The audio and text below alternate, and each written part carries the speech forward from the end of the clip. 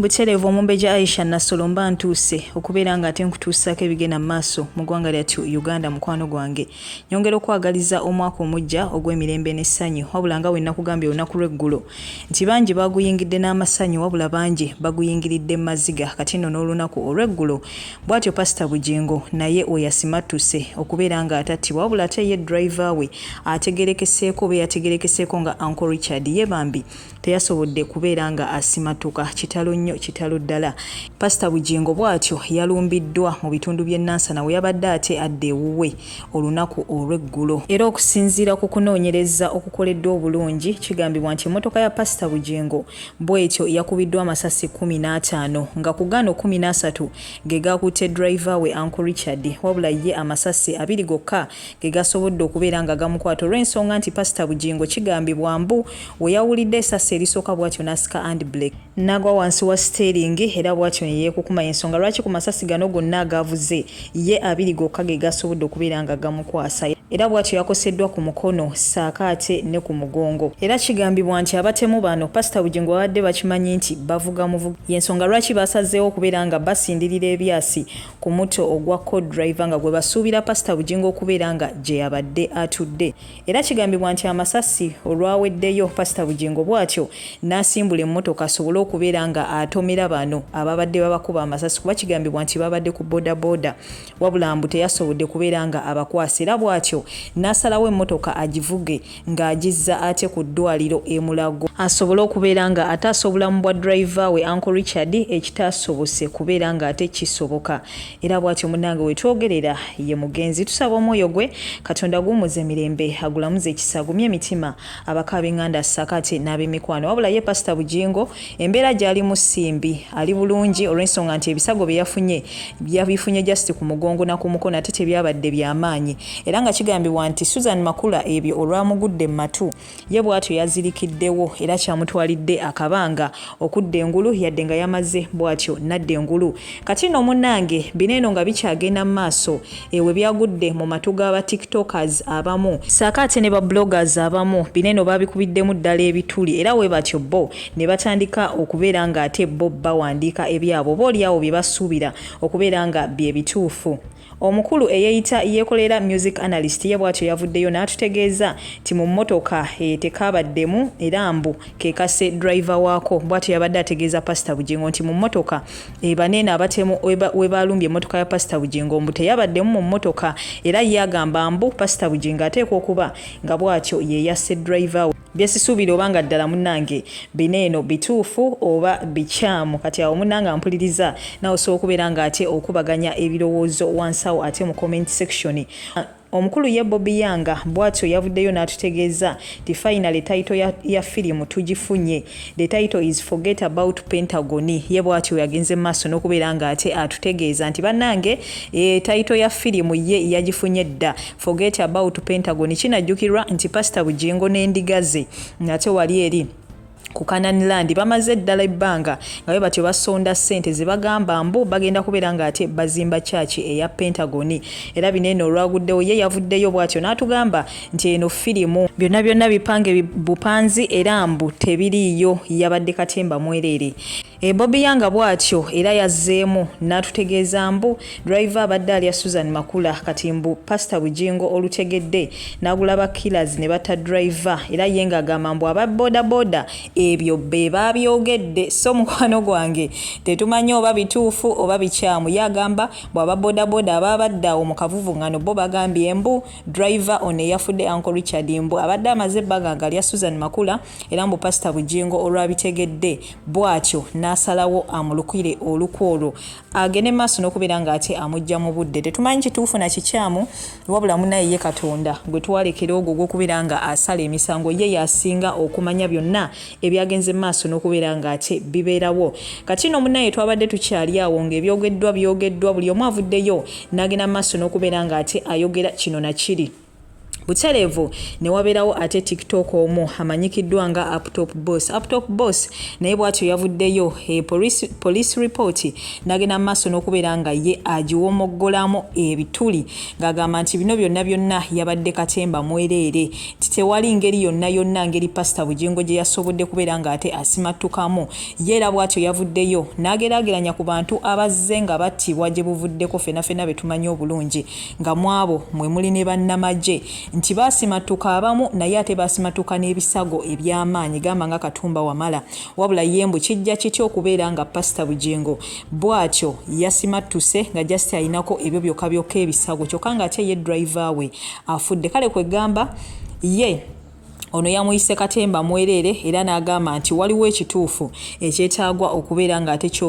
kyogerwa ku nfa ya Uncle Richard mbwe ekituufu kiri nti Pastor Bujingo yabadde talumbiddwa muganda wange mukwano gwange ngenda kuba nkulekerako akatambi ke anti bagamba nti akuddira mu luyimba bw'atyo munange taluwoomya ogende maaso n'okubeera nga ate naawe obyewulirirako naye nga ngenda kuba komenti yo butereevu ngirinze wansi awo ate mu comment section naye nga ngenda kuba mbasiibula for now naye nga ngenda kuba nkomawo n'amawulire amalala mangi ddala kubanga bingi nnyo bikyayogerwa essaawa eno bingi nnyo bikyatambula buli omu avaayo essaawa eno bw'atyo n'agenda mu maaso n'okubeera nga ate atuwa analysis ye okusinziira ye ku bye yalabye na biki ebikyagenda mu maaso n'okubeera nga ate bitambula kati nno ngenda kusaba ogyekuumireko subscribe nga gwatannaba teekako akadde oleme okubeera nga ate mukwano gwange missing out updates. Goodbye for now, toseetuka. Pastor Bujingo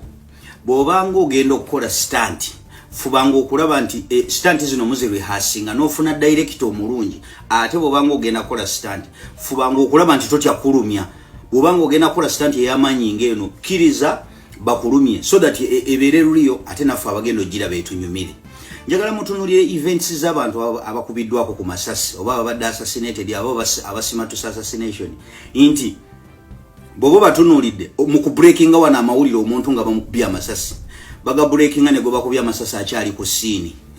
ono baga breakinze ali mu intensive care unit nga waliwo agatuwe no ku Facebook nga live score z'omupiira nti kati guliyemu gashumba n'atoteerayo muba mukubye tewaliwo ku mulembe guneeno ogw'amasimu tetuyinaawo kafaananyi kalala tuyinaawo akafaananyi aka omuntu nga bamukubya amasasi abantu bonna bannayuganda basooka ne bakuŋŋaanira wawe gavugidde wano wote waliwo bakuŋŋaanyi simanyi oba ennyimmundu ezamulumbye ezabadde za silence ate tuyinaawo akafaananyi aka tetuyinaawo eyewitness oba tetuyinaawo bawulidde nga bazze okulaba bakirolo abo tebaliiwo. Njagala otunuulire ku bantu abasimatus assassination nti abaana bano tebajja ne bakuba miss kuba basooka ne bakola reconnaissance okukakasiza ddala nti gwe balumba ne bwaba wa mundu nti balina omweliminatinga atusooke ku survival eya Bobi Wine ku gundi ya Yasini Kawuma baali bamanyi waatuula era we bakuba side ya driver unfortunately Yasini yali eyo oyo Bobi Wine yena akola ki n'abanga survivinze era twalabe ebifaananyi by'okusiini amawulire baga breaking ku scene nga n'omwana tebannamujja mu motoka tugende ku assassination ya Katumba Wamala ayina n'ow'emmundu bagenda oku breaking amawulire ag'okulumbibwakwe ng'akyali ne ku scene ne batukubira ebifaananyi nga yenna atirika musaayaati nga yenna bamulumiza n'omulumya omulaba munnamagye ali wero trained yasimatuka assassination naye era yasigaza obulumi buli nti balina we bamukuba ne bamulumya bwe twalabye yasimatusa assassination Pastor Bujingo bamutulaza avudde mu intensive care unit ng'ayina kunena akabandegi ng'alinga ava okuggyako omusayi gwa sirimu ne nga ono nga mutendeke n'okusinga munnamagye yavaamu ng'omusayi gwonna gumujjudde bano abaana basooka kukola reconnaissance ne bakakasa nti gwe bagenda okukuba target weeri so si kumala gajja kati we bazze ne bakubako driver yekka gwe ne bakuleka emmotoka yo ya Amadi era bweba ya Amadi oba Amadi bwayo nga busaliriza nti eri Amadi ku side yokka wootuula eyo ready flag emukozo nti wano watulimbye wabadde olina okukkiriza naawe bakulumye to make your story lukuliyo ebyo bikwatiremu bali abajegajega abalala naye nze bye toyinza kubinkwatiramu kino fumba kibozi kyo oli mu kuyiiya kiki kisitole kye kyasayiramu kuba tokyalina kyo nnyonnyola ndigazo nti togenda zisobola zizimbira Pentagon kati oyagala opreparinga ekisitole kye kyasayiramu gwoyitemu paka gy'oyagala okugenda ng'olinawo ekisitole kyo kyozimye nti baali banzita wakakati kana niteriwo kati oyagala kumyansa ng'endigo zikozeeki omaze zinyolosa ogende naye ng'omaze okuzimba sitole yo kwogenda okusabira sayida mu kuba omaze okubba kati okkuse bannange kati akasajja kakkuse endiga zonna nze mbabuulira kano kaagala kumyansa n'ekirala waliwo kye bayita ttaamu egenda n'ebyayo kati akageri kekiri nti oli mu ndiga yiyi zirina okuleeta ettooke era ogenda kukuŋŋaanya ettooke nti munnange omusumba yasimatusa okufa yasimatusa ezo eryo nali ettafaali oyina odditikkula nze be togenda kubinkwatiramu bannange togenda kubinkwatiramu eno sitanti yabuliddemu ddala olulala osookanga n'otuula ate mwagala okukola sitanti ate temwagala kukola lihaaso gwe byo biraba ebigundi byo bigatta nga waliwo atu updates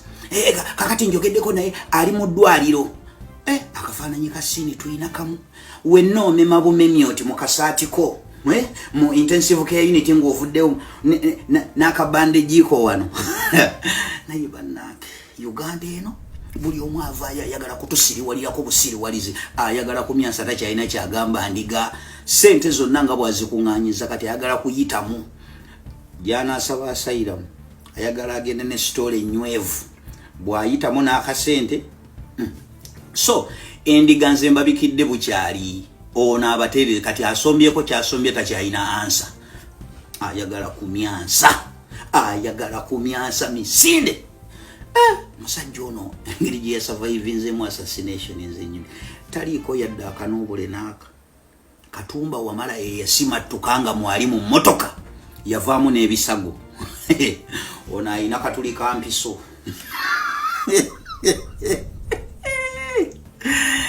musibe bulungi happy 2024 nga mujje tutandikisiza mu jjiya mikwano